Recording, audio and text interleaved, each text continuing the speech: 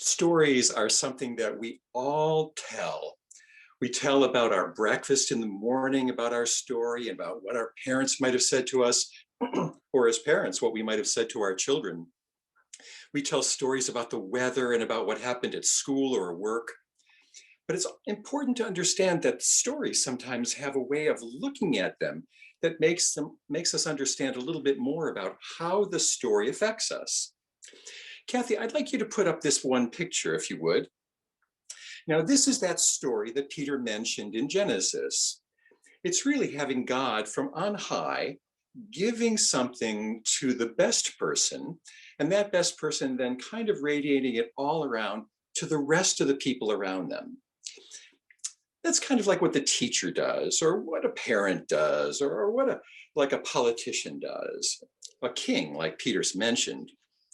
If you take a look at this picture, though, it's very interesting. And Kathy, if you bring the next picture down, you'll see that this picture looks a lot like a pyramid with something at the top kind of giving things to all the things that are going on below it or below them, below him or her.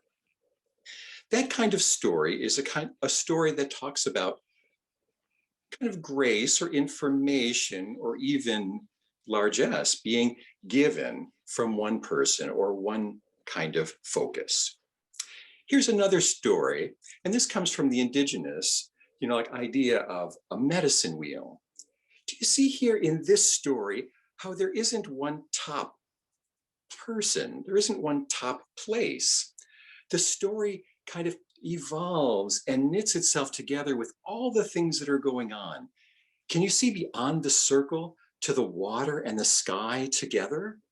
Do you see the clouds on the right at the bottom, that orange, and at the top, the pinky orange as the mountain?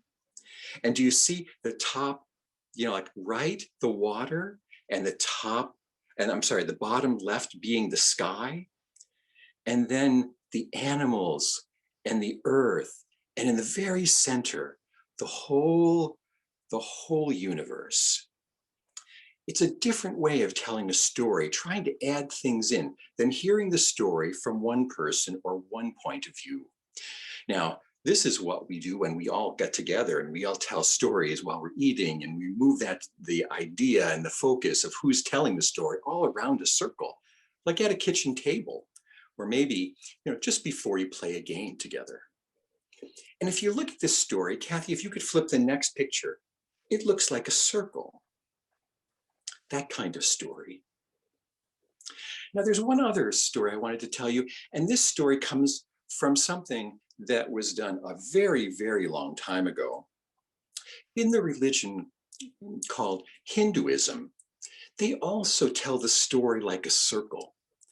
But if you look very carefully, for example, if you look right in the center at the top, it looks like there's a king in a little palace.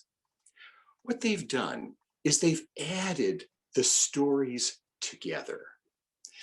There's part of that triangle story here in the circle.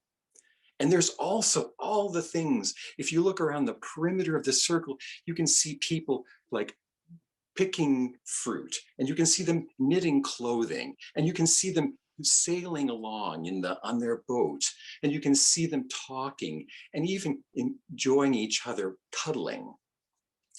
All of these things are together in this story. And this story is one of the older stories we've ever heard on the earth, probably 1,000 years earlier than the story Peter told from Genesis.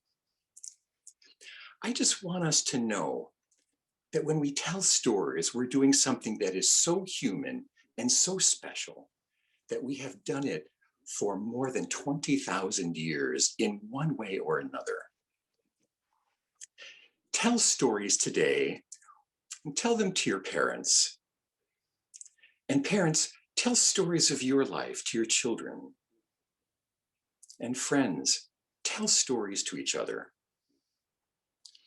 And when we're at work, we can even tell them at the water cooler, or as we move in or move out, when we're able to come back together again.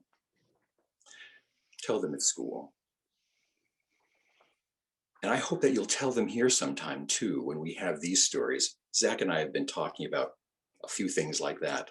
and maybe you'll tell them here too. Thank you for listening.